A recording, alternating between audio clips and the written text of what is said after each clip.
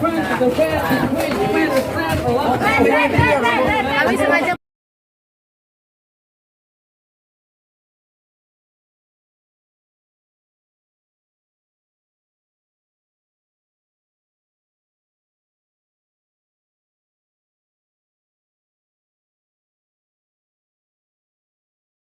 Jadi suku apa yang ada di Tanjung Simpang? Maksudnya ini kan pertama Modal manusia. SDM-nya. SDM ya. Ini modal sosial. Modal sosial. Bagaimana hubungan sosial? Jadi dengan modal manusia yang ada di Tanjung Simpang ini, pertama yang ditengoknya tuh tingkat pendidikan. Pendidikan di desa kita nih sebagian besar apa pendidikannya, tingkat sosialnya, pendidikannya kan. Jadi kalau kita hubungkan dengan anak-anak kita, bagaimana gitu maksudnya Pak? Sudah itu mata pencarian, itu dari SDM juga tuh. Sudah itu yang kedua sosial, jadi hubungan kemasyarakatan. Di sini ini ada perkumpulan apa ada perkumpulan ya kita? Di antara masyarakat. Di antara masyarakat. Seperti misalnya yasinan, gitu Yasinan bisa untuk sosial itu. Keagamaan, dia nanti ada bagiannya. Ini Pak, sosial tuh kayak kita kan kalau di darat kan ada IKMR. Sudah itu perkumpulan sosial suku gitu. Perkumpulan suku Banjar. Suku Banjar gitu. Kita ada enggak? Di sini kurang tahu. Cuma itu kan desa, Di desa kita kan. Yang kita tahu ada enggak di sini? Sini ada perkumpulan silat, kesehatan. Silat ya, tidak ada perkumpulan. Ada juga Bu, ada main Melayu apa namanya itu? Perkumpulan. Ada perkumpulan suku Melayu ada.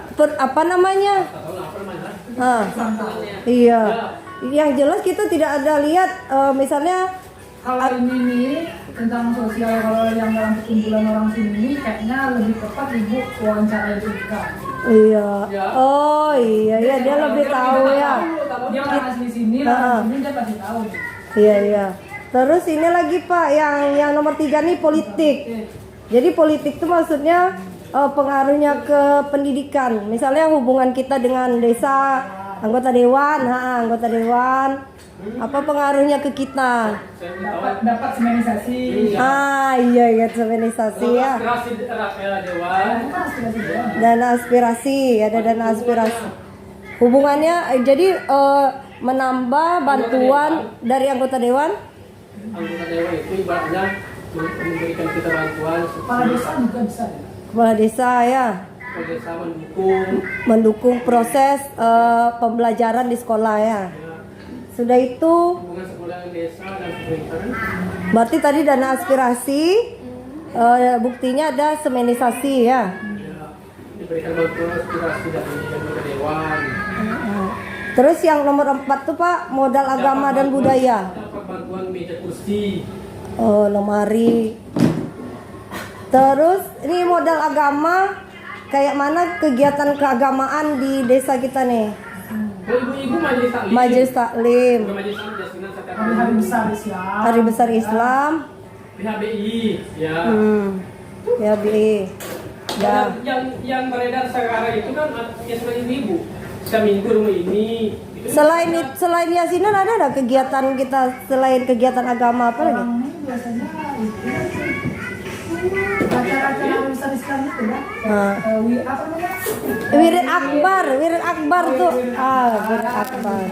Maulid, Islam Mi'raj. Itu biasanya. Terus yang modal fisik ini Pak, itu kayak gedung kita. Gedung sudah itu gedung yang kita miliki ya yang inilah ya. Sudah itu dia kan gini Pak, kita menonjolkan tidak dari sisi kekurangan. Misalnya dengan aset yang kita miliki, kekuatan apa yang bisa kita tonjolkan. Itu maksudnya. Walaupun ini terhadap perkembangan murid kita. Sudah tuh ini modal lingkungan. Keadaan lingkungan kita. Mana modal lingkungan? Nomor 6 nggak ada pakai.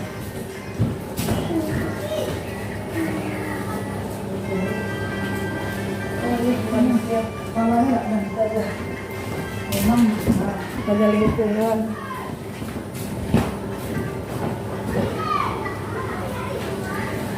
Dia terpotong ya. Modal lingkungan dan alam.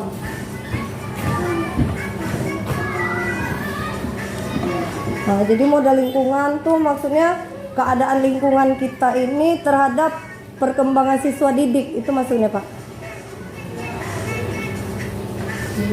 Jadi lingkungan contohnya apa, bisa pergaulan ya? boleh, bukan keadaan alam kita Oh, lingkungan apa ada? atau alam. Jadi lingkungan kita nih Sungai-sungai. sungai. Jadi ada nggak dampak terhadap kemajuan sekolah? Munduran. Mundur jadinya ya. Kita tidak bisa jadinya jam pelajaran itu sesuai dengan kurikulum. Kenapa? Karena anak ini tadi alamnya sungai-sungai, kita harus balik cepat. Iya. Nggak bisa. Dari yang segi itu tuh bisa nggak kita tonjolkan jadi kekuatan dan sisi itunya bisa nggak?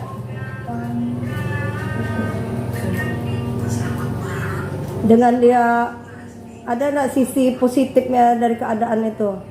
Berenang Bu anak. Sisi positifnya dari olahraga ya, anak bisa berenang. dari sisi kebaikannya anak semangat iya. Semangat dia. Dari sekolah begitu dari rumah ke pompong kan jauh, jalan kaki ke pompongnya lagi naik pompongnya lagi ke sekolah, berarti semangat. Kalau anak kota kadang jalan kaki dekat itu malas. Jadi ibaratnya kekuatan yang bisa kita lihat punya semangat dia untuk ke sekolah karena butuh perjuangan gitu ya. Perjuangan. Oh, jadi itu bisa kita jadikan kekuatannya. Sudah itu, selain itu ada lagi nggak?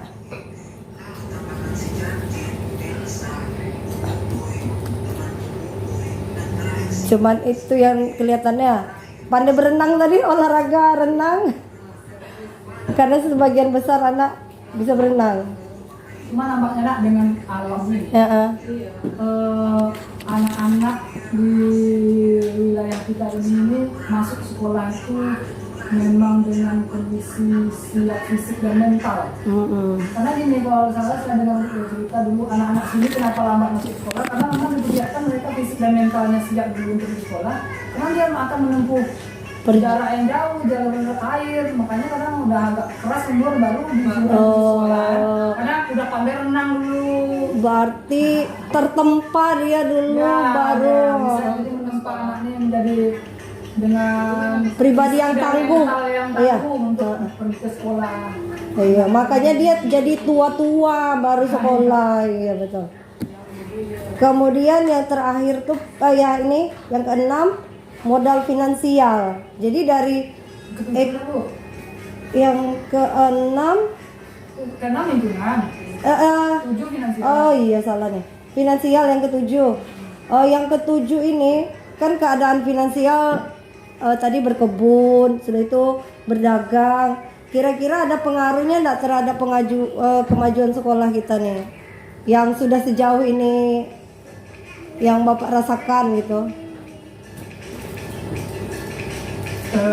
Sebenarnya kalau untuk kemajuan sih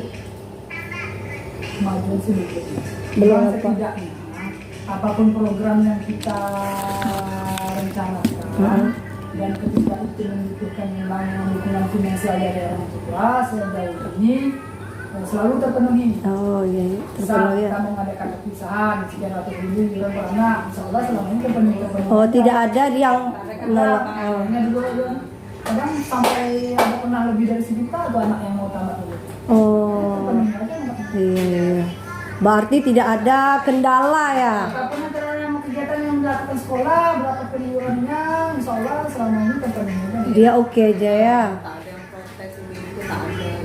Berarti kita yang dari yang ketujuh ini finansi yang agak menjadi kendala kita sedikit tentang lingkungan air tadi, membuat proses belajar mengajar agak terhambat.